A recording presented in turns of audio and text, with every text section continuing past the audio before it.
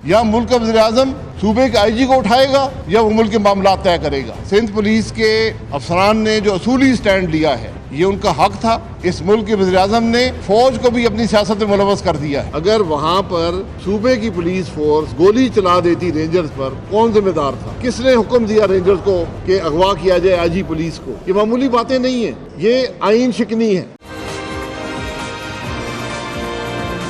एक पर्चा दर्ज कराया गया, एक झूठा पर्चा, जिसके बाद कैप्टन सफदर साहब की होटल का कमरा तोड़कर उनको गिरफ्तार किया गया।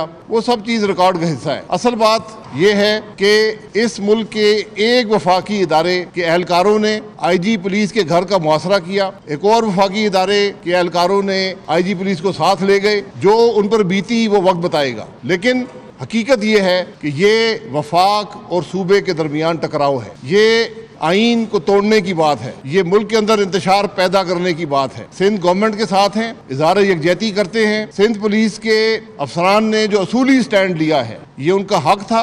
जो असूली स्टैंड लिए हम उनसे भी इज़हार यकजहती करते हैं और हमारा एहतजाज, पीडीएम का एहतजाज जारी रहेगा। ये भी एक हकीकत है कि अगर इस मुल्क में आईन की बालादस्ती होती तो चाहिए ये था कि इस मुल्क का वज़ीर-ए-आज़म सूबे के वज़ीर आला को टेलीफोन करता, उनसे हकीकत जानने की कोशिश करता और उसको हल करता। दोनों वफाकी इदारे जिसमें पाकिस्तान रेंजर्स हैं और इंटर सर्विस इंटेलिजेंस है, ये दोनों इदारे वज़ीर-ए-आज़म को रिपोर्ट करते हैं। जब वहाँ से कोई बात नहीं बनी, कोई कोशिश नहीं हुई कि इस मामले की तह तक पहुंचा जाए, तो चेयरमैन बिलावल साहब ने प्रेस कॉन्फ्रेंस की और उन्होंने फौज के सरबराह से गुजारिश की, आईएसआई के सरबराह से गुजारिश की कि ये मुल्क के मामला कहाँ पर जा रहे हैं। हमें देखना ये है कि हम किस तरफ जा रहे हैं। हमें देखना ये है कि मुल्क में आईन क्या कहता है। आज इस मुल्क के वज़ीर-ए-आज़म ने फौज को भी अपनी सियासत में मुलव्वस कर दिया है। फौज का कोई असर इस मामले पर नहीं है और ना होना चाहिए, लेकिन आज जो मुसालियत की कोशिश है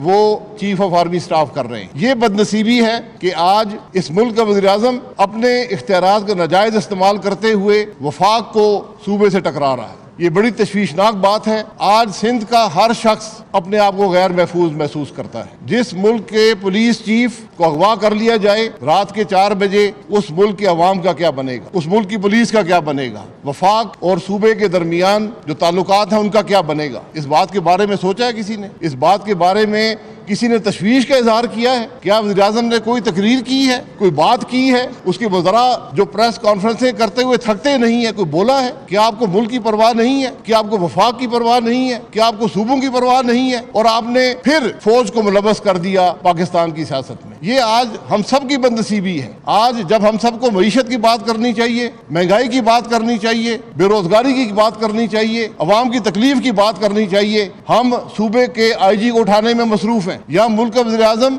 सूबे के आईजी को उठाएगा या वो मुल्क के मामला तय करेगा। या इस मुल्क का वज़ीर-ए-आज़म ये नजर रखेगा कि शहबाज शरीफ को खाना कौन सा दिया गया, कुर्सी दी गई या नहीं दी गई, उसको पलंग दिया गया या नहीं दिया गया। ये आज हमारा मुल्क का वज़ीर-ए-आज़म कर रहा है। उसको अवाम की परवाह नहीं है। उसको एक अजीब ज़हनी सोच के साथ, एक अजीब कैफियत के साथ आज हमारा मुल्क हमकनार है कि मुल्क का वज़ीर-ए-आज़म अवाम की तकलीफ से नाआशना, मुल्क के मामला से नाआशना है, मुल्क की मईशत से नाआशना है। उसको सिर्फ एक इंतकाम उसके सर पर छाया हुआ है, जिसको वो हर तरह से कोशिश करके अपने मुखालिफिन को तकलीफ पहुंचाने की कोशिश में है। उसको ये परवाह नहीं है कि आईन क्या कहता है। उसको ये परवाह नहीं है कि वो मुल्क के इदारों को आज अपनी घटिया सियासत में मुलव्वस कर रहा है। ये मुल्क की बदनसीबी है। पीडीएम से हम इस सारे मामले को कंडेम करते हैं। वफाकी हुकूमत के जो मामलात हैं, जो वफाकी हुकूमत की घटिया सोच है, घटिया हरकतें हैं, इनको हम कंडेम करते हैं और इंशाअल्लाह पीडीएम के प्लेटफॉर्म से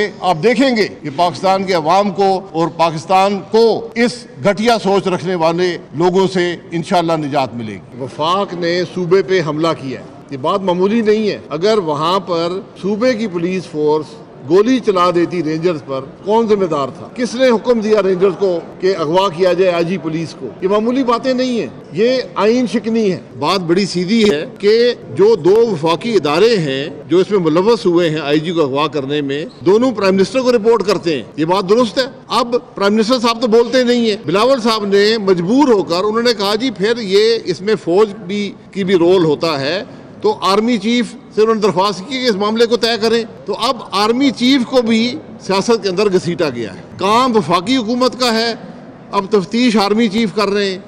ये बड़े अजीब मामला थे। हमारा ये ख्याल है कि सेनेट को भी इस मामले को लेना चाहिए, स्पेशल कमेटी सेनेट की बननी चाहिए। सेनेट का काम होता है वफाक और सूबों के जो ताल्लुकात हैं उनके बारे में उसका एहतमाम करना और उस पर नजर रखना, ये अहम बात है जी। तो ये बड़ा जरूरी है कि सेनेट भी इसका नोटिस ले।